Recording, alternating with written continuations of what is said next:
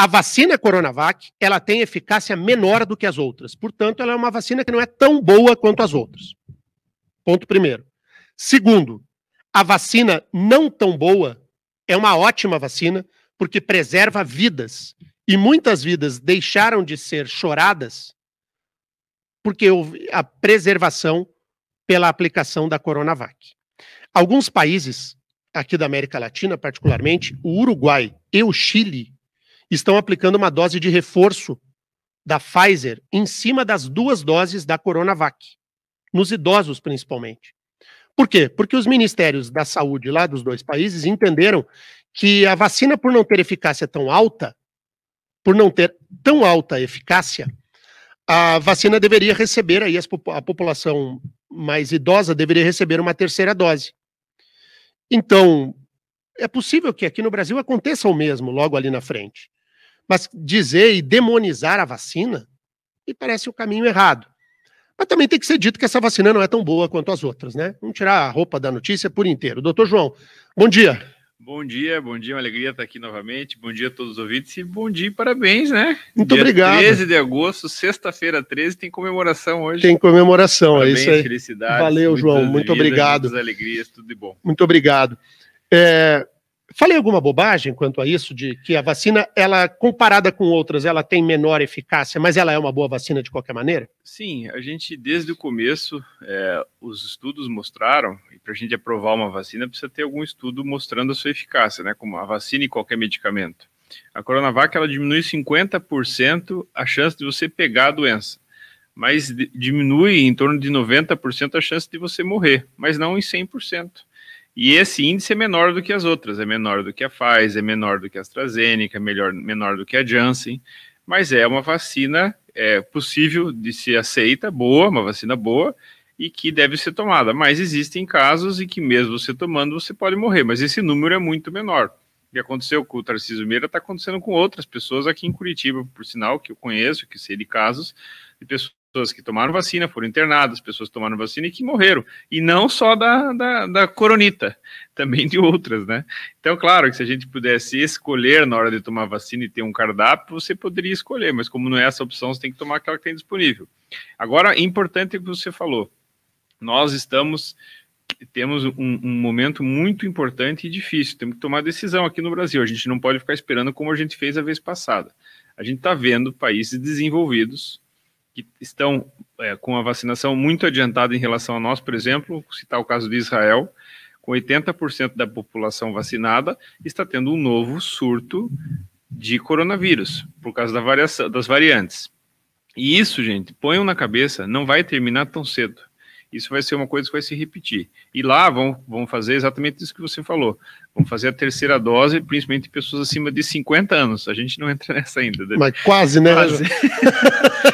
Pessoas acima de 50 anos. Então, no Brasil, já temos que nos programar e o governo federal já precisa ir atrás desse novo protocolo e de vacina para a gente fazer o reforço. Vai ser necessário, já está claro. Não podemos esperar novamente a gente ter um novo surto de coronavírus daqui a pouco aqui no Brasil, ameaça novamente de lockdown e todo aquele mesmo discurso. A gente já está vendo claramente o que está acontecendo nos outros países. Nós não podemos ser pego de calça curta de novo. E a questão dos idosos, e eu queria que você explicasse isso, João, os idosos, eles, a vacina, ela tem um pouco mais de dificuldade, por uma questão de imunidade mesmo, né? Uma vacina, por exemplo, uma Coronavac aplicada num gurizão de 20 anos e aplicada num senhor de 70, é diferente, né? É de organismo para organismo, cada pessoa pode desenvolver o seu sistema imunológico de maneira diferente. O que nós temos que entender é que essas vacinas foram feitas, infelizmente, a toque de caixa pela gravidade da doença.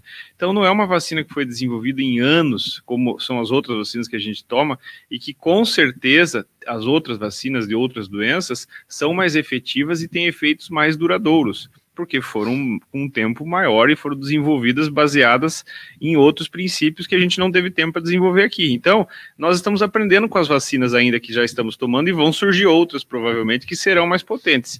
Enquanto isso não ocorre, nós vamos ter que fazer ajustes no calendário de vacinação. E isso é absolutamente normal e esperado. É importante também a gente lembrar o seguinte, e isso é um alerta grande. Quem já está vacinado, que graças a Deus já estamos indo para a maioria da população, não está completamente sem risco da doença. A gente tem visto pessoal sem máscara, pessoal fazendo grandes aglomerações. Gente, vamos ter consciência, a gente tem que fazer nossa parte. Não interessa se o teu político favorito ou o teu político malvado diz A ou B. Use máscara, tente, da maneira possível, ser responsável. A gente tem que voltar às atividades normais, a gente defende a volta às aulas, a gente defende a liberação do comércio, as atividades, etc. Tal. Mas a gente não pode ir para a galera e começar a fingir que não existe mais a doença, porque a doença está aí, existe, e se a gente bobear, a gente dá um passo atrás. Porque essa questão da Coronavac, ela só voltou à baila, isso tudo só reacendeu, porque ela é a vacina do Dória. Ela é entendida no mundo da política, não no mundo da vida real aí. Na vida real, vacina, qual é a vacina que aplica? Mas no mundo da política é o seguinte, a Coronavac virou a vacina do Dória. E se a vacina do Dória, por determinada razão, falha, e aí quando pega um famoso, fica, ó, tá vendo? Ela não protege 100%, é pau na vacina, mas na verdade o pau não é na vacina, é no Dória. Essa que é a jogada política. É importante que a população perceba que está se dando-lhe cacete na Coronavac, na verdade não é para bater na vacina, nem no laboratório, é para alcançar o político, né? E isso não tem fundamento nenhum, né? A gente nem está preocupado com isso. Inclusive, eu queria até fazer um comentário, eu escutei o comentário do ouvinte, do James, a gente estava no carro vindo para cá, e o James falou uma coisa que é muito importante, que a população não está preocupada com a morte da bezerra, está preocupada com o preço do combustível. Ela está preocupada com a educação, com saúde, é isso que a gente tem que discutir. Essa semana eu falei, a gente está perdendo tempo, e você tem toda a razão em relação ao presidente ficar falando sobre voto impresso. A gente quer saber de recuperação econômica, de emprego, de geração de renda, do nosso dinheiro não ser investido no fundão e sim na educação, na saúde. Nós temos que criar esse tipo de discussão, a gente só está discutindo no Brasil sobre besteira. A gente está discutindo sobre o desfile militar, a gente está discutindo sobre esse voto impresso que já acabou. Nós temos que pensar em coisas propositivas para o Brasil e mudança na forma de fazer política, porque as pessoas não aguentam mais, é isso, o preço do combustível subindo, que o jeito que ele falou foi muito engraçado. Daqui a pouco a gente vai pagando R$10 no combustível e ninguém está falando sobre isso. A gente está falando sobre enchendo e falando sobre assuntos que não tem nada a ver com o cotidiano das pessoas. As pessoas não querem isso, elas querem que a classe política resolva o problema delas e não deles, né? É isso aí. A gente vai tratar de outros temas aqui. Apenas para sublinhar, eu falei do Dória, né? O governador de São Paulo hoje estará em Curitiba. O governador de São Paulo vem para uma conversa com o PSDB, que é o partido dele, porque o Dória está fazendo campanha para as prévias, porque haverá uma prévia no PSDB, Dória e o governador do Rio Grande do Sul, Eduardo Leite. Os dois postulam a posição de candidato à presidência da República. Então, como tem essa questão, o Dória vem aqui. E o prefeito Rafael Greca aproveitou a situação para dar um prêmio para o Dória. Tem uma medalha que é o mais alto galardão dado pelo Poder Executivo, que é uma medalha da cidade, e o Greca vai dar a medalha para o Dória.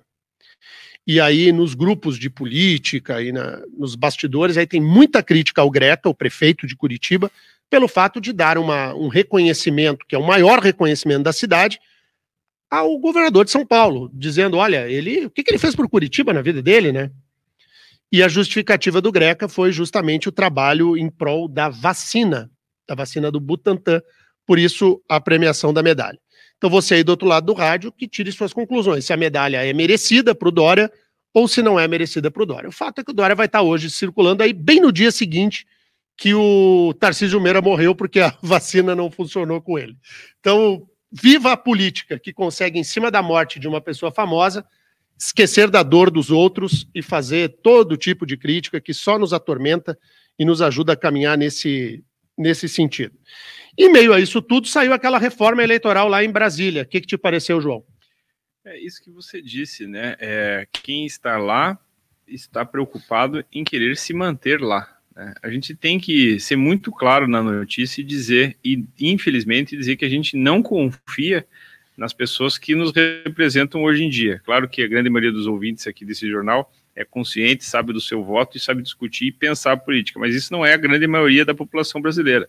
E a gente tem a representação no Congresso daquilo que nos representa. E é isso que eles estão tentando fazer com todas as manobras possíveis. Existe uma narrativa muito grande de um discurso de melhora da política, mas no fundo, o caboclo vai lá e volta para que mantenha o mesmo status que ele tem com o fundo eleitoral, com essa divisão que você falou de mulheres e negros, que nós queremos a inclusão, claro, uma discussão maior de toda a sociedade, mas a gente sabe que no fundo os partidos querem pegar o dinheiro para fazer aquilo que a gente já sabe há muito tempo.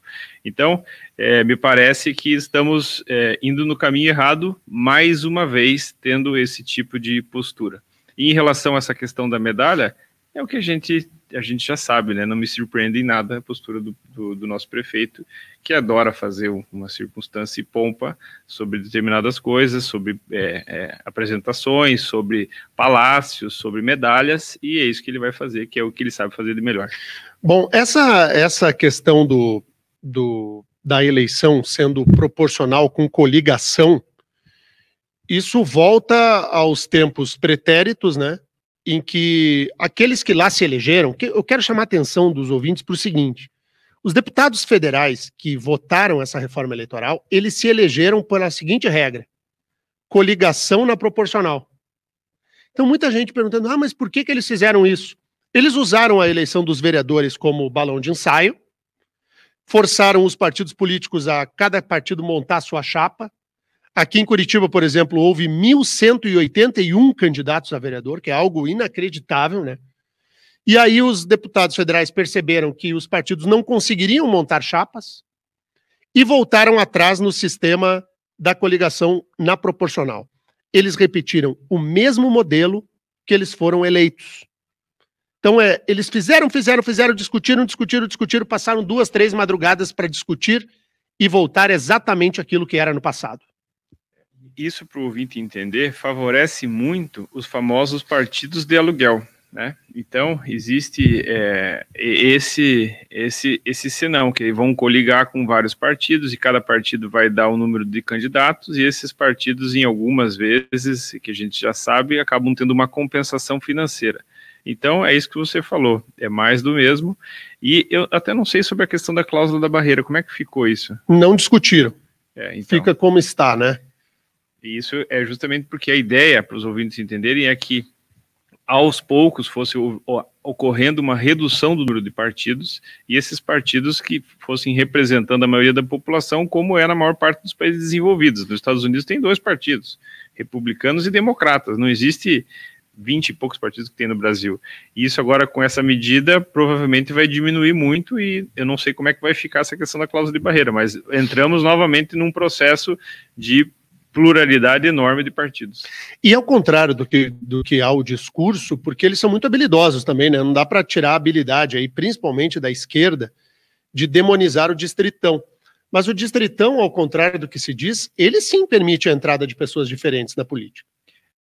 Porque daí a pessoa que faz mais votos, independentemente do partido, ela pode ingressar aí na vida política. Há diversos casos em que o sujeito até faz bastante voto, mas o partido dele não, e ele fica de fora, né, João?